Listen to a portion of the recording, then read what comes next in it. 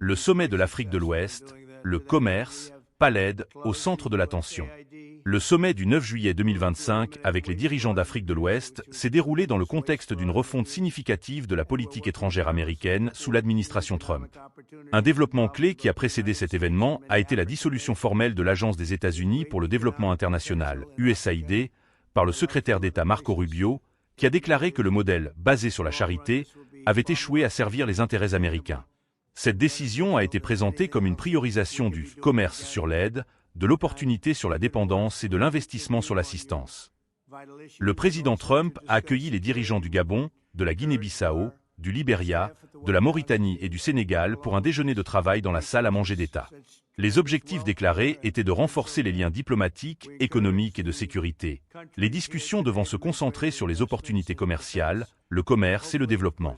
Les États-Unis ont explicitement recherché des partenariats fondés sur des avantages économiques mutuels, en particulier en ce qui concerne le commerce, l'investissement et l'accès aux minéraux critiques.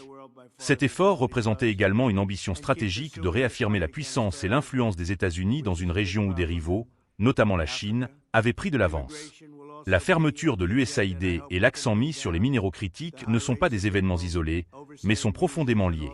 L'argument de l'administration selon lequel les modèles basés sur la charité ont échoué à servir les intérêts américains fournit la justification de ce changement.